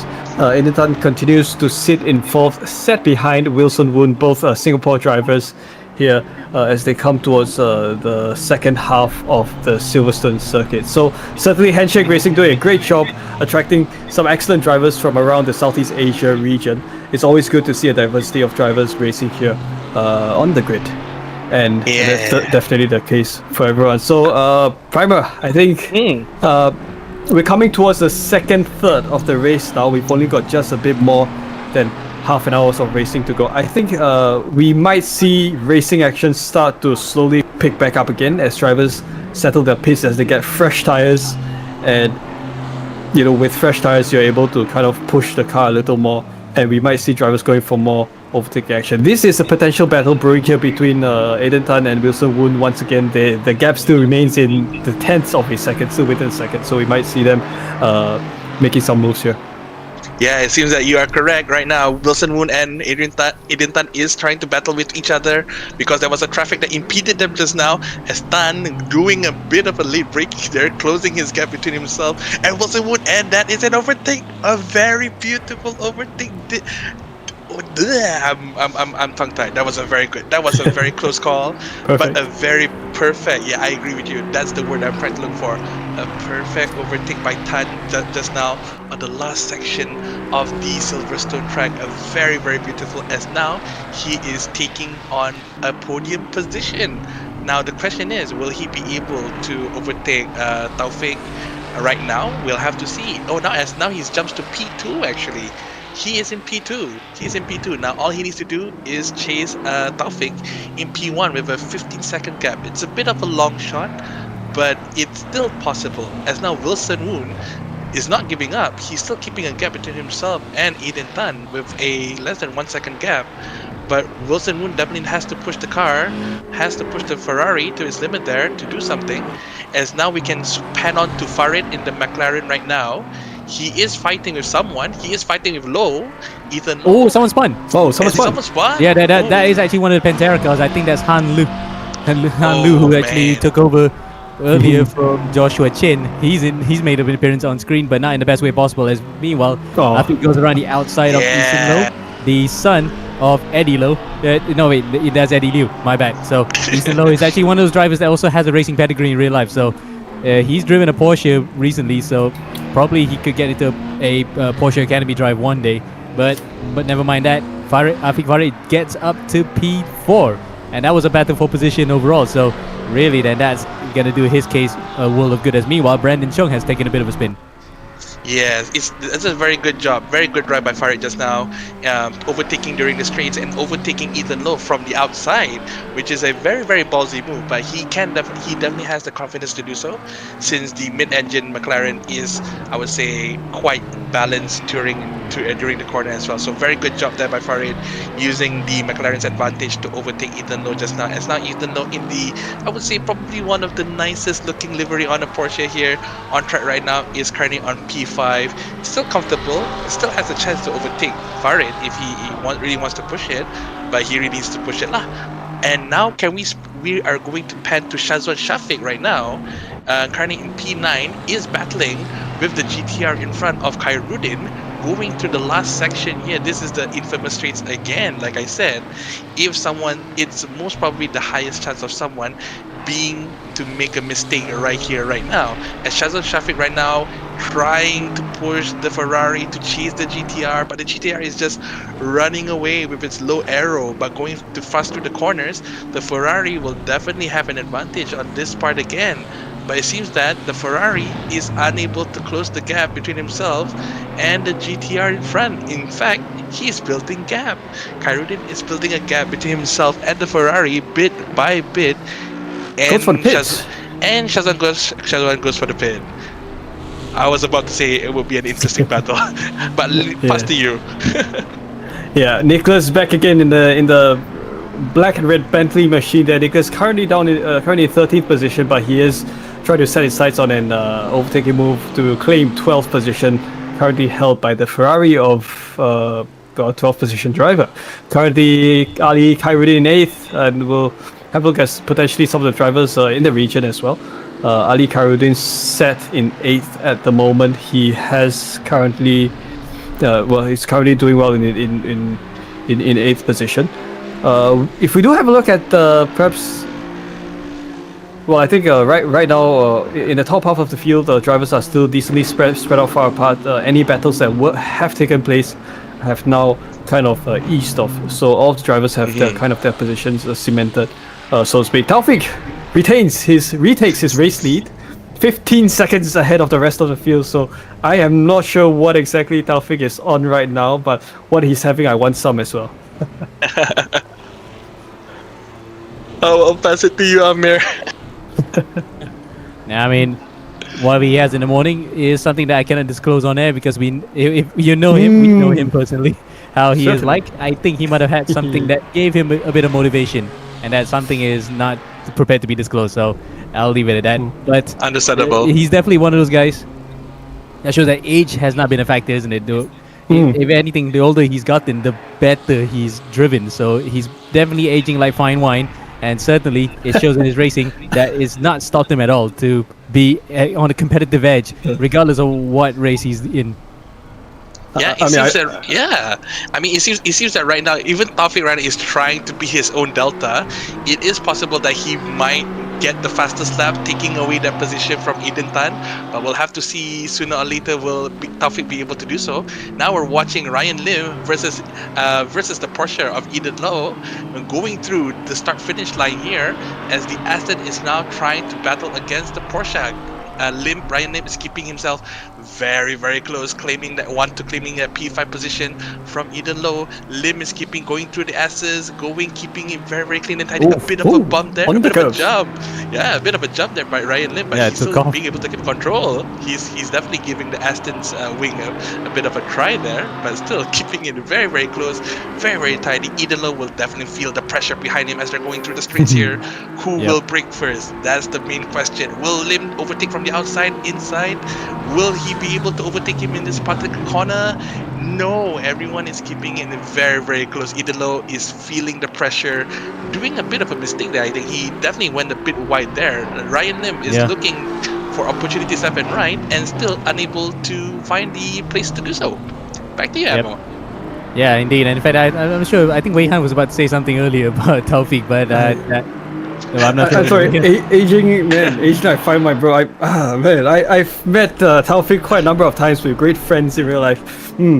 Yeah, he's someone you definitely can have wine with and have beer with, depending on the context, but certainly I mean, great person in real life to hang I out did with. not know about the only that. thing he's gained is just a couple of stone, where he used to be 4x3, now he's 16x9. Huh? What? I must have missed something. To the viewers, I do not have any knowledge on this one. It's Yeah, that no. only them Just to talking know about about it. resolution, if you're widescreen or just standard. Ah, okay. Oh well. Anyway, a couple of stones aside, it's not affecting his racing one bit. In fact, you can see the gap now increase. Well, actually, you can't see it right now. We had to wait until Aiden crossed the line, but it was about 15 seconds prior to that. Now with Aiden crossing the line, it's 16 seconds. So it looks as though after the round of pit stops, Taufik has actually gotten the bit between his teeth, and the car is flying. But we're not focusing on that. There we go. About 18 seconds. So wow, that's a huge gap that Taufik gained over the pit stop cycles. As Eason Low now goes to the pits.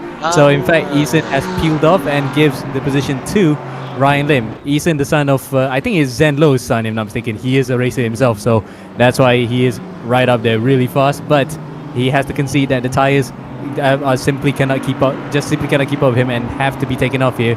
Now that he's in the pits, that allows Ryan Lim to go back up there and is about 4 seconds behind Afiq Farid. So the gaps are very close right now. Just need to wait and see whether or not the drivers can make the most of it to engage in a battle as we go further behind here now, Wei Han. Yeah, some good action happening here, but I'm doing something a little naughty now. I'm actually tuning into Taufik's live stream on YouTube right now, on my side monitor. He seems to not have his webcam on, so I can't really judge his predicament at this moment, but usually he does. So we'll see. A battle right here between Kamal Ali and Ablir for 11th position. There's some heartbreaking, I believe, down towards the end of the Wellington Straight and into Brooklands. Oh, move along the inside for position. Will he be able to hold it along the outside here at Luffield? Of course, the engine power right now is very important, but the line advantage goes to Ablir. But that could have potentially been an over-under, but Ablir continues to hold onto his 11th position here as they go full throttle down this short stretch here, the main stretch of this GT circuit layout indeed. Ablir continues to lead Kamal Ali into Cops and onto some full throttle sections before they would then come and approach Maggots and Beckett's. So Kamal Ali trying to make it go too wide into this section, but the pace advantage just really isn't there. The Ferrari 296 of Ablir still has the slight pace advantage to keep Kamal Ali at bay. But these are a sequence of corners where you might think of overtaking moves there. Very close bumper-to-bumper action there. Ablir continues to lead Kamal Ali, but they now come onto the Hangar Straight, the longest stretch of Silverstone circuit. Slipstream goes in full effect here. Of course, Kamal Ali has to contend with both slipstream as well as lack of visibility due to the back spray in the rain. Wasn't able to make an overtaking move work there, but now as they come up upon the crest of the exit of Stowe and into Vale before coming upon Club Chicane, heartbreaking down here, second gear corner.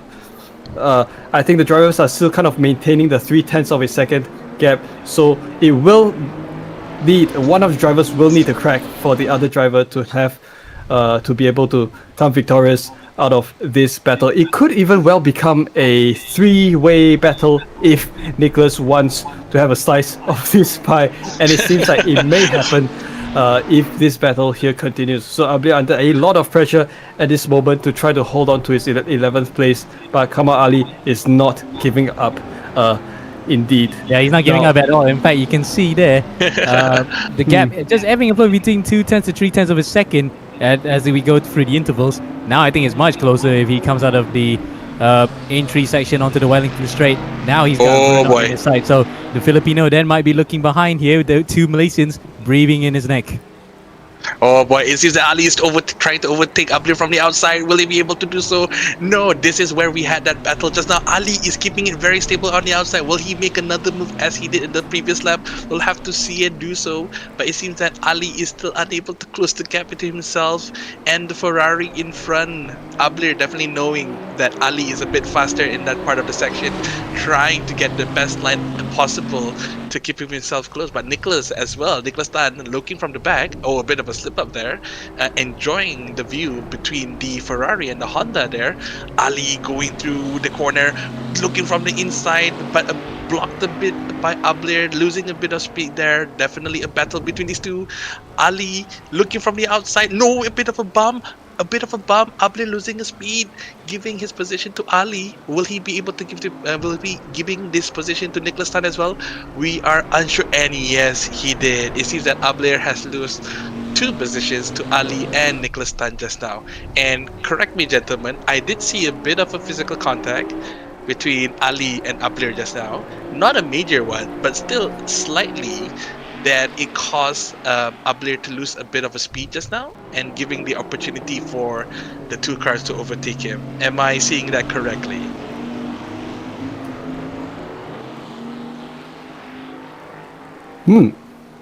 Certainly, battle still ensues. Nicholas still. Well, I think Nicholas has made the overtaking move work somehow. I think Ablir has lost a bit of pace there. So yeah, Kamal Ali up in 11th, Nicholas up in 12th, and we'll see if Ablir is able to reclaim his lost positions there. Of course, because Ablir having done a great job holding his 11th position for a couple of laps just now under intense pressure in the rain. I think he doesn't want to give up his positions so easily. Well, we continue to observe the racing action here. I think as we try to search through the rest of the field now, the most intense battle would still be around this area. I think it looks like Murdoch might be thinking of something further back there. Murdoch currently, I believe, in 15th position. Is trying to perhaps go for an attempt at overtaking Xiaozuan Shafiq once again. So, Oh no, it's actually Shogun actually. He's trying to overtake Shogun. Yeah. Right. So yeah, I think the live timing hasn't yet updated for the next lap. So yeah, I think it could happen that Shogun has already made the jump on Murdoch the previous lap, and I think Murdoch wants to potentially try to regain some positions. But it seems that Murdoch is still having that same issue where the Aston is a bit slippy, especially during the exits of every corner. I'm not sure if Murdoch is trying to use that as an advantage or probably just a bit foot heavy on the exits. But it seems that Murdoch right now is trying his best to chase to Raiden Shogun, at least to get back his P15 as they're going through the fast right-hander here. Murdoch touching a bit on the outside there, keeping the car under control, which is a very, very good driving by Murdoch there. But from any other else, the closest battle we have right now is between Murdoch and Shogun and Ali and Nicholas Tan right now. If I may correct there, it seems that Ali has lost his position to Nicholas, because if we remember earlier, Nicholas was in front of Nicholas Tan and Ablir, but it seems that Ali has made some kind of mistake and Nicholas has overtook him and taking P11 away from him. That's what I'm seeing right now, and now Ali is on the revenge route, trying to chase back Nicholas, keeping the Bentley close to his face, as close as possible. Let's see who will win, fish and chips or sushi. We'll have to see that sooner or later. Fish and chips or salmon. Yeah. Fish and chips or fish and chips or some, what do you call that Japanese fried food? I forgot what you call. Does anyone remember? No, not katsu. No, another one. Tempura. Yes. Tempura. Yes, tempura. Fish or chips or tempura. But it seems that Muhammad Ali is not really chasing Nicholas here. But Nicholas as well is also, as I said that just now, Nicholas made a bit of a mistake there, and basically giving a bit of a free time to Muhammad Ali. As now Muhammad Ali and Nicholas going through the straights, this is where the infamous a lot of people make mistakes here. Well, any of them Yeah. make a mistake here because Ali is keeping it closer and closer and closer to Nicholas and still keeping it close. And speaking of mistakes, we saw just now that when Vernon was the third piece of this threesome, he's actually fallen way behind now. He's actually spun it around somewhere, and that allowed Xiaozong Shafi to come by. So Vernon's moment of mare has come from bad to worse in this past couple of exchanges, and he's fallen further behind. Oh man, that's a bit sad for Vernon Abler there, as he has made a few mistakes, especially during the last part of the race as well. I would say now the closest race that we have right now is between Ali and Nicholas Tan, as they're trying to fight each other for P11. They are the closest one right now. Nicholas taking the corners very seriously there, but Ali seems that he's taking the short route, and someone went out of the way and giving those two drivers a good pass. No incidents happening. Very, very nice. Back to you, Ehan.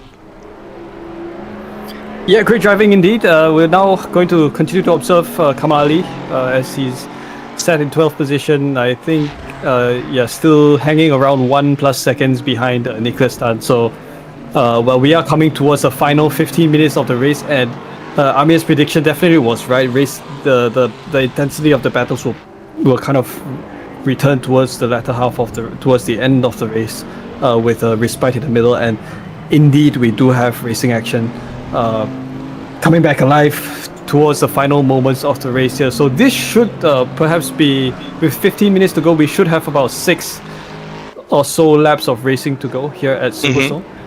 And that would probably be sufficient opportunity for drivers who are still within attacking distance to try to make overtaking moves, such as this one between Kamal Ali and Nicholas Tan, a battle for 11th place. So Nicholas was also approximately in the top 10 of the race last week, and we will see that Nicholas continues to maintain his performance into the second round here at Silverstone. Kamal Ali still sits, right now he's up down to 0.4 of a second behind Nicholas Tan. So we will see if Kamal Ali will have the opportunity to go for an overtaking move here. Long stretch here down Wellington, and followed by braking. I think the drivers are all used to braking with low visibility because of how close they stick to the car in front of them in the braking zone. So there's definitely some top tier skills by all of the drivers here. Handling left field and down into Woodcote. Yes, we have a perfect onboard view riding with Kamal Ali in that V6 Honda NSX GT3 here, set behind Nicholas Tan. You see, when you're from this perspective, you really can't see exactly where the car in front of you is. So you can't go too close unless unless you're really confident. So, Primer, I think we really have to hats off to all of these drivers here. Yeah, I mean, look at that spray. I can understand now why Ali wouldn't, just attack him as aggressive as he can be. Because if I were to be him as well, if I don't drive on this track always, I definitely will be very, very scared. And I would say the only way for you now to be confident, very confidently overtaking someone, would be to close them on the straights and take the safer route of overtaking instead during the corners. As you can see, right, Nicholas is slowly just running away from Ali as far as possible, keeping Ali at bay right now. As now we can see Yuan in the BMW, there is a yellow flag. Probably he went a bit off track there. Seems okay right now. As you can see, you can see here Ali is definitely having a bit more advantage in the slower corners, but the Bentley is just running away in the fast section just because Nicholas isn't impeded by someone, so he can see the track very, very clearly, but not Ali, as you guys can see from the camera right now. Something happened to Wilson. We need to go to Wilson Woon right now. He's dropped it somewhere, and that allows Afiq Farid to get up the back of it. There he is. Wilson spun it around, stalled it. And there's another car, Ryan Lim. Ryan's involved as well.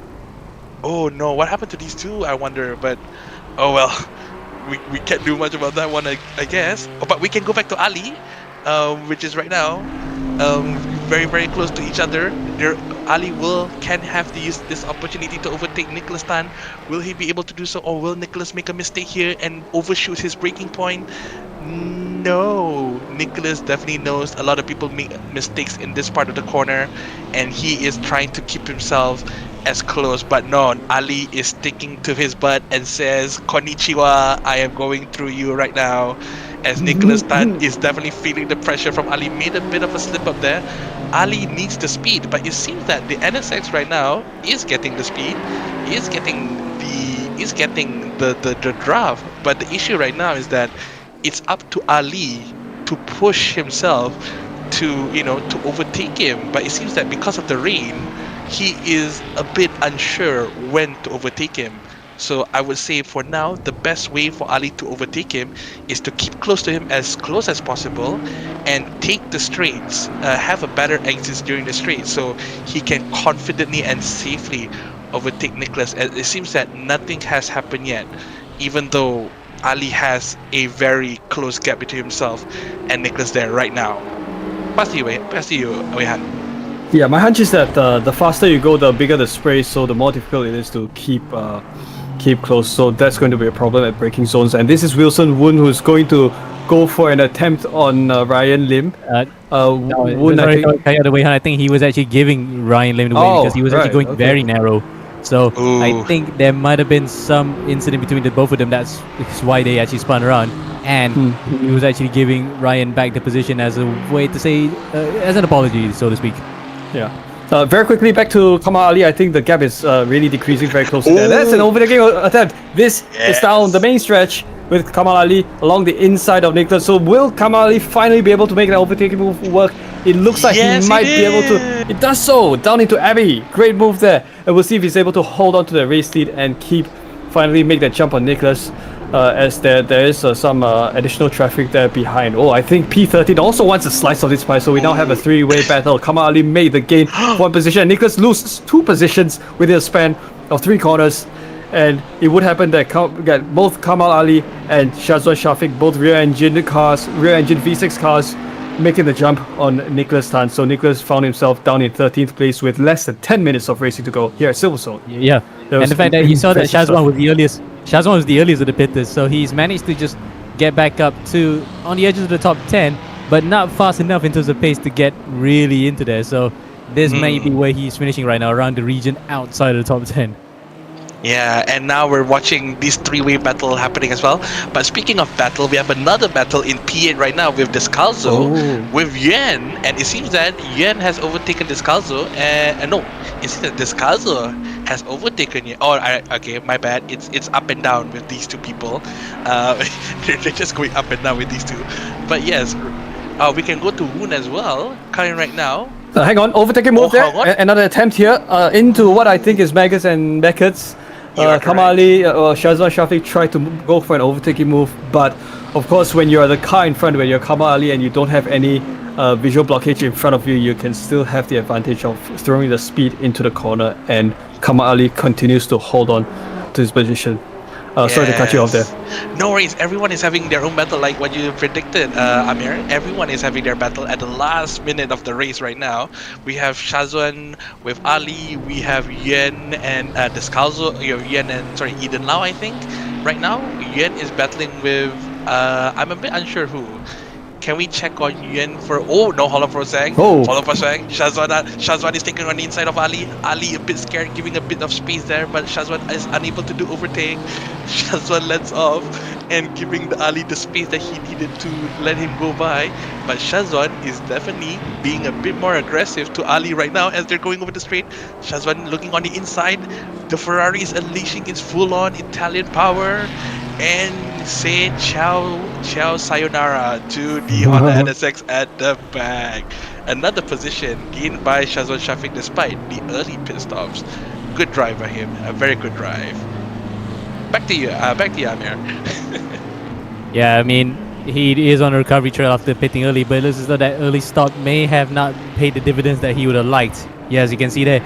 But the next interval, 18 seconds behind the top 10, so Isen Lau is holding on to that one. Kamal drops the position because he was overtaken just now, and Nicholas Tan just a further second behind them. So these three are just close together. Vernon Ablair may not be arrears for another 20 seconds, in fact. So that's the last we see him in this particular juncture. Meanwhile, we're going to go up to the top 5 between Wilson Woon and Ryan Lim. No, in fact, it has gone off a bit.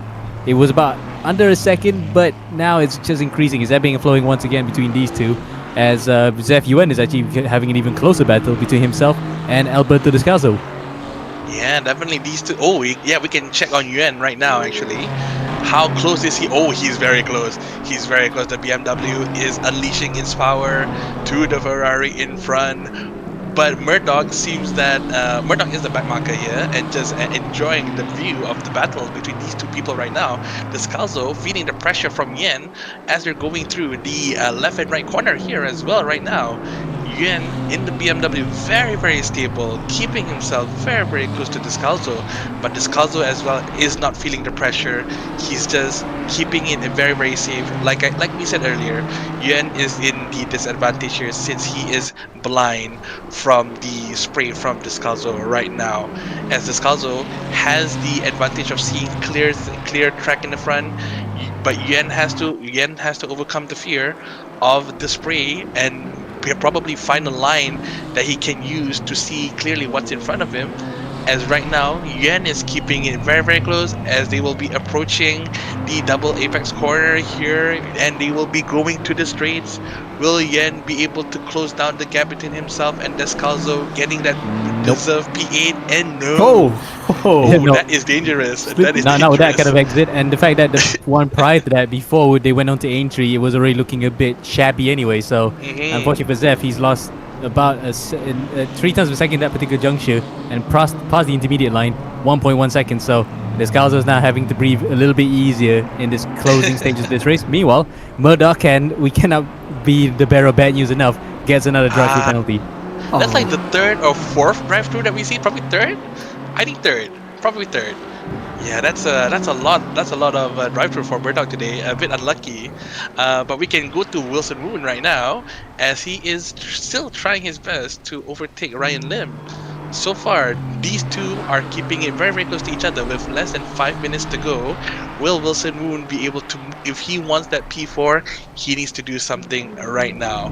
He needs to do something, he needs to push, and he's looking on the inside, probably trying to tell Ryan Lim, hey, I'm right here, do some mistake. But Ryan Lim seems not to be fazed by his pressure tactics and still runs away with the Aston as far as he can, still keeping the 0.5 second gap though, which is a good job by Ryan Lim there. Woon is still trying to put on the pressure. Not too much though. Something happened to sorry to cut you there. Something happened to Kamal. Kamal has actually spun it. So he was actually in that fringes against Shazwan and Eason trying to get up to the top 10. Kamal's actually dropped it now, so he might have actually fallen behind Nicholas Tan at this particular point. So unfortunately for him, a mistake there really compounds the race for him that has gone so far. So he'll probably be looking forward to the next round after this rather than remembering this one. Yeah, definitely. So right now we're back to Woon and Ryan Lim. Woon is definitely keeping... Oh, it seems that a yellow flag comes from Aiden Tan, but so far nothing happened much. He has a bit of a too far gap for any significant thing to happen, so he still keeps on P2. But we're back to Wilson Woon and Ryan Lim again, as now they're approaching the 3 minutes. So give or take, they have 1.5 lap left to do things right now. Wilson has to do something. He needs to push. He needs to push to get that win against Ryan Lim. As now, ladies and gentlemen, I would say Woon taking from the inside, and he did it very cleanly. But it could be a switchback as Ryan Lim going back from the inside, and it is a switchback, ladies and gentlemen. That is a beautiful and clean overtake by these two drivers, though. Kudos to them. But Woon has to do something. He has the pace. He has the speed. He needs to find another opportunity to overtake Ryan Lim right now. Ryan is definitely feeling the pressure, Amir. And the fact that he doesn't really have to pressure himself too much because he has the win in the bag in the class, because this will just solidify LORSN's lead at the top in the team standings. So he wouldn't want to really drop it right now, unlike some of the other drivers behind with drive-throughs. Brendan Chung, one of them, and Murdoch as well. We saw earlier having a drive-through. So in essence, this is a class win on the card. So he doesn't really have to do much. This is just a matter of, trying to get one over some of the other drivers on the track. Maybe it's just a case of personal pride. But Wilson Woon's already got the win in the bag in his class. He doesn't need to do anything too crazy just so he could prove a point. Yeah, you are correct on that one. I mean, Wilson Woon can just win this for the funds or for the laws only, but I would say he would still be quite excited to get at least another win, another slightly win. Oh, and all right, ladies and gentlemen, we heard from the announcer. This is the leader is doing his final laps right now. So if Woon wants to get a one-upper against Ryan Lim, he has to do it now, ladies and gentlemen. This is it. This is it. Will Ryan Lim be able to defend against Woon, or will Woon, just get it, stay there where he is right now? As right now, we can see Taufik as well, very, very comfortable with a 22.5 second gap from the other field. He's basically just leaving everyone behind right there. As Adrian Tan is very confident in P2, Farid in P3, Ryan Lim and Woon currently fighting and defending for P4. I want to see something happen. Okay, so we're back to the last corner. This is where Woon gets the upper hand against Ryan Lim just now in the first corner. Will something again happen here? It seems that it is unlikely so, unless one of them takes the corner a bit too wide. Yes, I said it so correctly. The Aston takes a bit wide. Woon attempting again on the inside. He did. Will he be able to keep it? Will it be another switchback? And ladies and gentlemen, no. But it seems that Ryan Lim is not giving up. He's looking from the outside, going through backets and packets. Will anything happen here between these two drivers?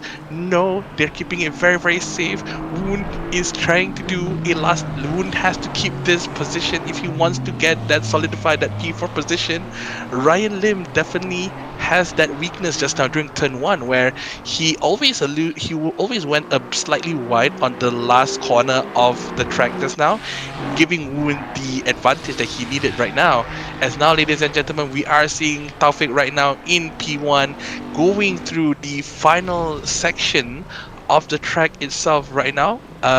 Yes, going through the final section, ladies and gentlemen, going through the left, going through the right. Ladies and gentlemen, the man that ages like fine wine,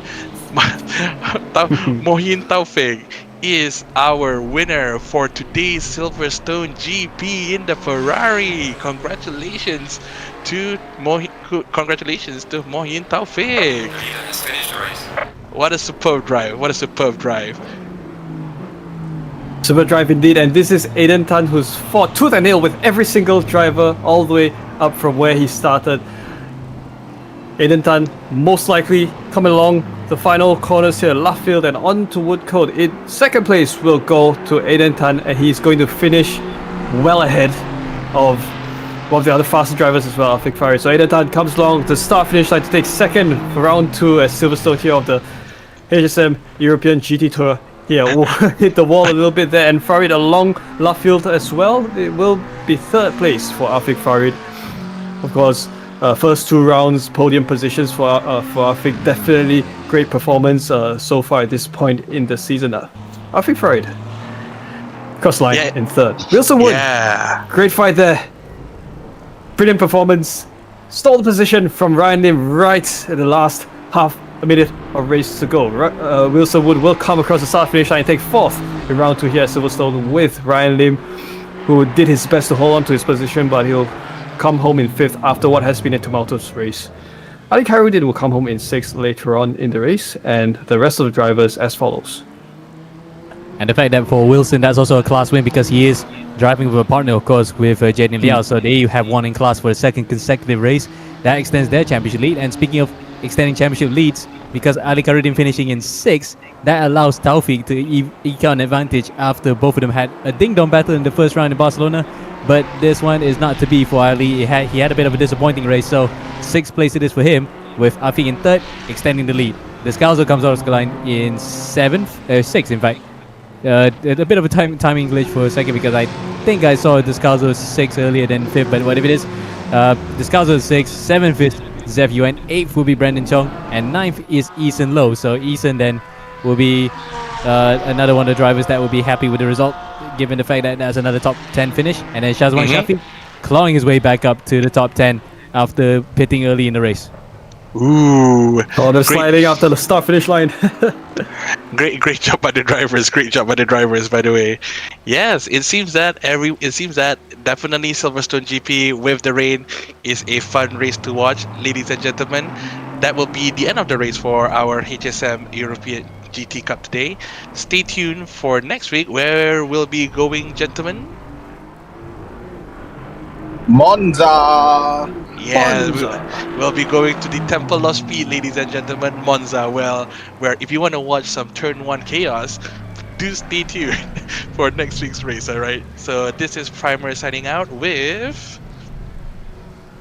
Yep, I'm Isaac, and we both were teammates in last year's Yes, we Asia did. tour. So glad to be in the commentary box together. And along with us Yes. is It's me, Weihan. Great to be here with you guys here at HSM.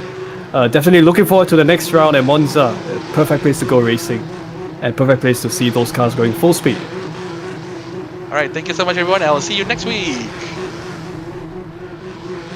Thank you so much, guys.